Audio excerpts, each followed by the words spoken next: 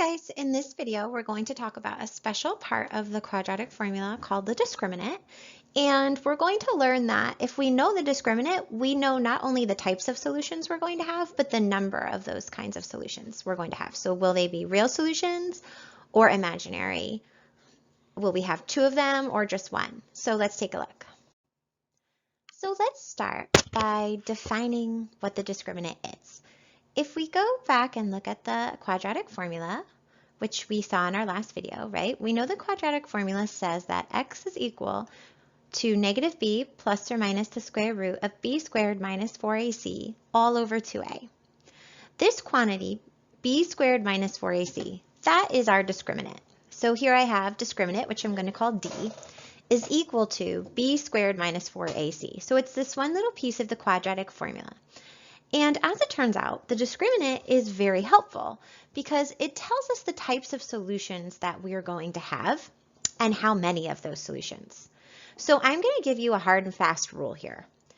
If the discriminant is greater than 0, okay, then you are going to have two real solutions. And that should sort of make sense because if you're taking the square root of a number that's greater than 0, you're dealing with a real number, right? If the square root is equal to 0, then we're going to have one solution, one real solution, because the square root of 0 is just 0. And if the square root is less than 0, then we're going to have two imaginary solutions. And again, that should sort of make sense if you stop and think about it for a second, because if this discriminant, b squared minus 4ac, is less than 0, that means we have a negative number underneath the square root, which means we're going to be dealing with an imaginary number. So now let's apply what we've learned here to some actual problems. Let's look at a quadratic equation. Okay, I've got one right here up on the screen. And we know this is a quadratic equation, right? Because quadratic equations are always degree 2. The highest degree here is our exponent of 2. So we know this is a quadratic equation. Okay, so we're going to calculate the discriminant.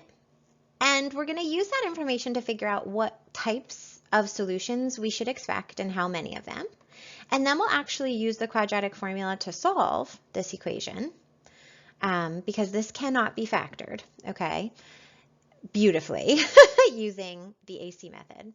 So we'll use the quadratic equation. We know we can always use the quadratic equation. In fact, we don't even have to try and factor anymore. We can use the quadratic equation anytime we have a quadratic function. Or equation. So let's calculate the discriminant first, and then we'll actually find those solutions to make sure that our discriminant checks out. So we know that the discriminant is b squared minus 4ac. So if I'm looking at this, the first thing I'm going to do is label my a, b, and c. So my a is that imaginary 1. Okay, my b is 4. And my c is negative 6. I can't forget that negative.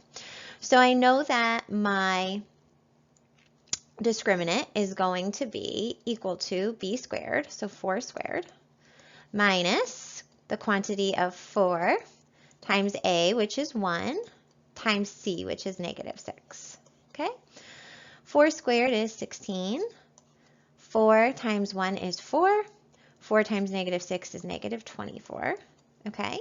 So 16 minus a negative 24 is the same as 16 plus 24, which means I'm going to wind up here with 40, a discriminant of 40. So as we learned on the previous slide, if we have a discriminant that is greater than 0, we should expect to have two real solutions, right?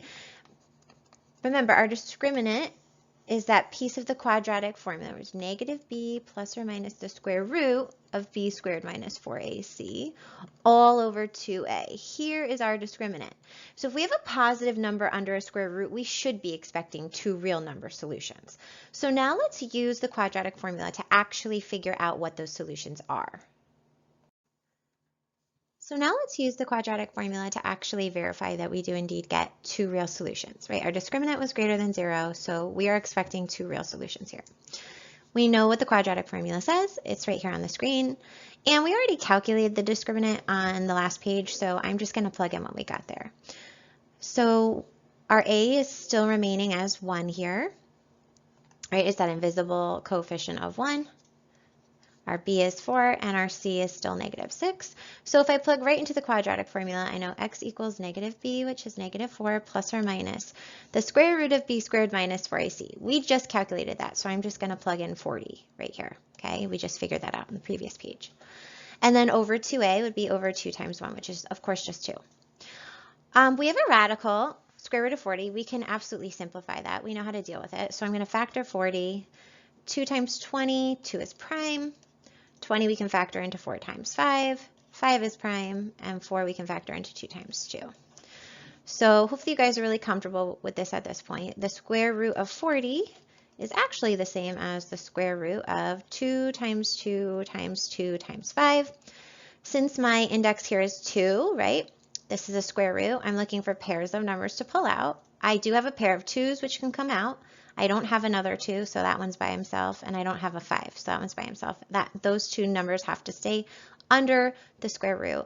So I pulled a 2 out, and I'm left with 2 times 5 underneath the radical, so 2 square roots of 10. Okay, so the square root of 40 simplifies down to 2 square roots of 10. So now what I'm going to do is I'm going to just rewrite this.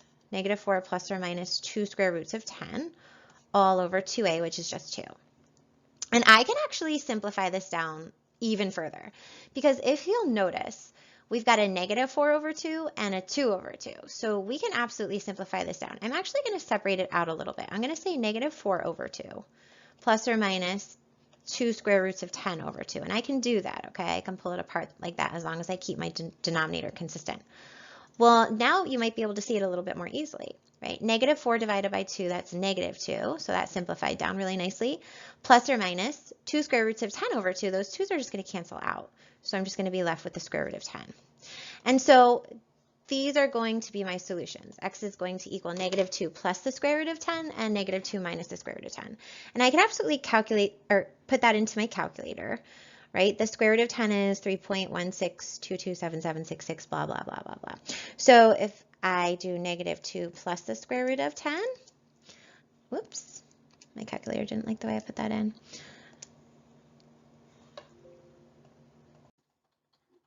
Okay, so here we have it a bit more neatly. So negative 2 plus the square root of 10, that leaves me with 1.16, which is indeed a real solution. That is a real number.